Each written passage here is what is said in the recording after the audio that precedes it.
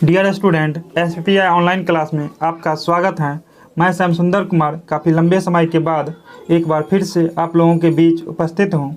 आज के क्लास में मैं ऑब्जेक्टिव क्वेश्चन को लेकर आया हूं, जिसका आने वाले बोर्ड एग्जाम में पूछे जाने की संभावना है।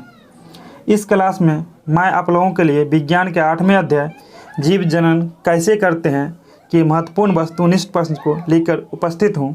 तो चलिए आज के जो ऑब्जेक्टिव क्वेश्चन है उसको हम देखते हैं। क्वेश्चन नंबर 1 है, अलैंगिक जनन मुकुलन द्वारा होता है। ऑप्शन ए है अमीबा, ऑप्शन बी है ईस्ट, ऑप्शन सी है प्लाज्मोडियम और ऑप्शन डी है लिस्मानिया। तो अमीबा में जो जनन होता है वो द्विखंडन विधि द्वारा होता है। ईस्ट और साथ ही हाइड्रा में मुकुलन द्वारा और प्लाज्मोडियम में बहुखंडन विधि द्वारा जनन होता है और लिस्मानिया में भी द्विखंडन विधि द्वारा जनन होता है। तो इस प्रकार से आप जानेंगे जो इस क्वेश्चन का जो सही जवाब होगा वो option B yeast. Question number 2 है, निम्न में कौन मानव में मादा जनन तंत्र का भाग नहीं है। इस क्वेश्चन को जरा आप गौर से पढ़ेंगे, क्योंकि यदि जल्दीबाजी में आप यहाँ का इस क्वेश्चन का नहीं पढ़ पाते हैं, क्योंकि इसमें पूछा जाए कौन मानव मादा जनन तंत्र का भाग नहीं है, और इस बात को यदि आप नहीं पढ़ते हैं तो आप इसमें गलती कर सकते हैं। क्योंकि यदि आप ये जान पढ़ते हैं जो मानव में मादा जनन तंत्र का भाग है तो आप अंडाशय में लगाएंगे या गर्भाशय में लगाएंगे, लेकिन ये आपका जवाब जो होगा वो गलती होगा।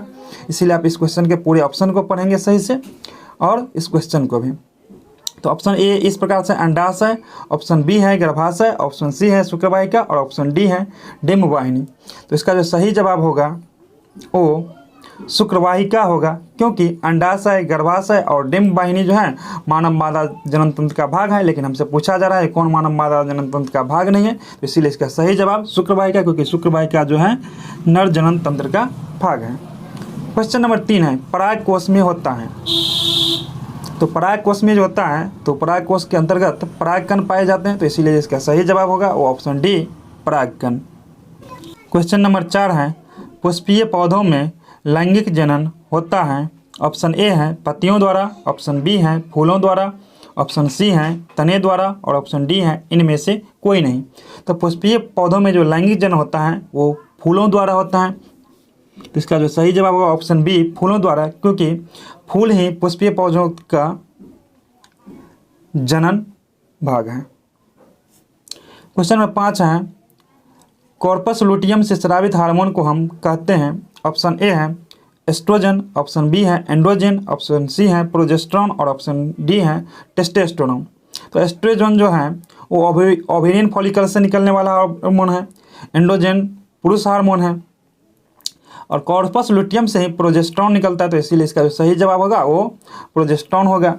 और टेस्टोस्टेरोन तो आप जानते हैं, जो टेस्टोस्टेरोन जो है वो पुरुष के शरीर से निकलने वाला हार्मोन है।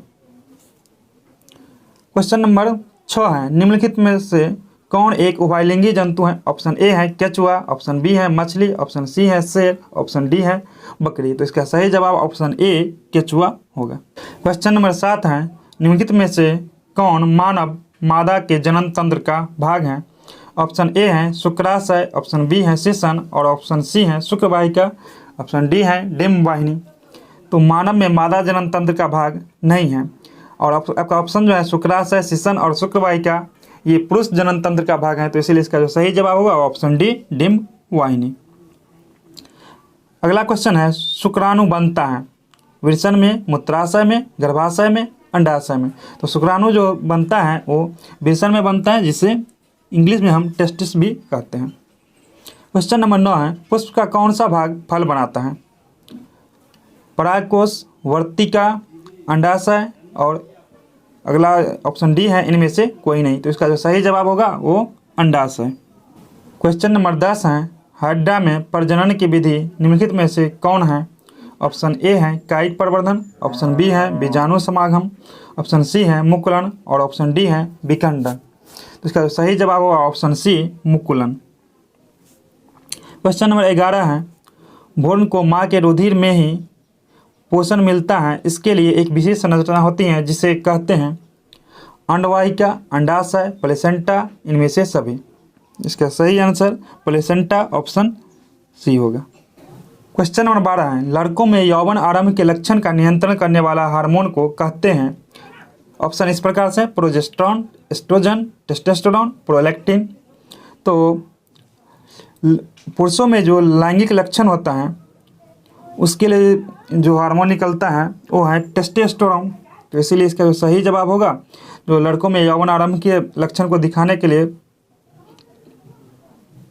लड़कों में यौवन आरंभ के लक्षण का नियंत्रण किस हार्मोन द्वारा होता है, तो लड़कों में जो यौवन आरंभ के लक्षण का जो नियंत्रण होता है वो पुरुष लिंग हार्मोन टेस्टोस्टेरोन के कारण होता है।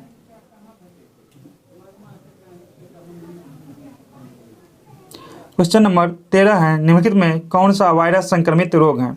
ऑप्शन ए है गोनेरिया, ऑप्शन बी है सिफिलिस, ऑप्शन सी है HIV एड्स और ऑप्शन डी है इनमें से कोई नहीं। तो इसका जो सही जवाब होगा वो HIV एड्स होगा। HIV एड्स जो है वो वायरस संक्रमित रोग है।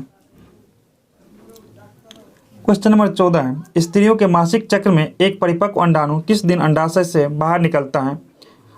28वें दिन, 14वें दिन, 20वें दिन, 30वें दिन। तो इसका सही जवाब ऑप्शन बी 14वें दिन होगा। क्वेश्चन नंबर 15 है, निम्नलिखित में कौन लैंगिक जनन संचारित रोग नहीं है? AIDS, gonorrhoea, syphilis, typhoid.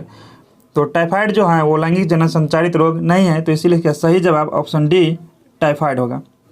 16 question है, नर युग्मक तथा मादा युग्मक के संयोजन से बनता है जाइगोट, अंडाणु, शुक्राणु, वीर्य। तो नर युग्मक और मादा युग्मक के संयोजन से जो बनता है वो जाइगोट बनता है, तो इसीलिए इसका सही जवाब ऑप्शन ए जाइगोट होगा। इसे युग्मनज भी कहते हैं। क्वेश्चन नंबर 17 है, निम्नलिखित में कौन सा पुनरुद्भवन का उदाहरण है? लिस्मानिया, अमीबा, प्लेनेरिया और इनमें से कोई नहीं। तो पुनरुद्भवन द्वारा जो जनन होता है वो प्लेनेरिया में होता है, इसीलिए इसका सही जवाब option C planaria. Question number 18 है, पुरुष का नर जननांग कहलाता है? ऑप्शन ए है पुंकेसर, ऑप्शन बी है जयांग, ऑप्शन सी है पंखुड़ी और ऑप्शन डी है इनमें से कोई नहीं। तो पुष्प का नर जननांग होता है उसे पुंकेश्वर कहते हैं, इसलिए इसका सही जवाब ऑप्शन ए पुंकेश्वर होगा। क्वेश्चन नंबर 19 है, पुष्प का कौन सा भाग परागकण बनाता है? तो इसीलिए इसका सही जवाब होगा वो पुंकेश्वर होगा, क्योंकि पुंकेश्वर में ही वो भाग होता है जिसमें परागकण बनता है। और आज का लास्ट क्वेश्चन, क्वेश्चन नंबर 20 है, अंडाणु निषेचित होता है योनि में, गर्भाशय में, फाइलोपियन नलिका में और ऑप्शन डी है इनमें से कोई नहीं। तो अंडाणु का जो निषेचन होता है वो फाइलोपियन ट्यूब के अंतर्गत होता है, इसीलिए इसका सही जवाब फाइलोपियन ट्यूब होगा, जिसे हिंदी में हम डिम्ब वाहिनी भी कहते हैं। तो इस प्रकार से आज के ऑब्जेक्टिव प्रश्न और उसका उत्तर का क्लास जो है वो समाप्त हुआ। हमें आशा है कि आज का जो वीडियो क्लास है वो आपको अच्छा लगा होगा। यदि आपको आज का वीडियो क्लास अच्छा लगा है तो हमारे वीडियो को लाइक कीजिए, चैनल को सब्सक्राइब कीजिए और अधिक से अधिक अपने दोस्तों के साथ शेयर कीजिए। Okay, thank you.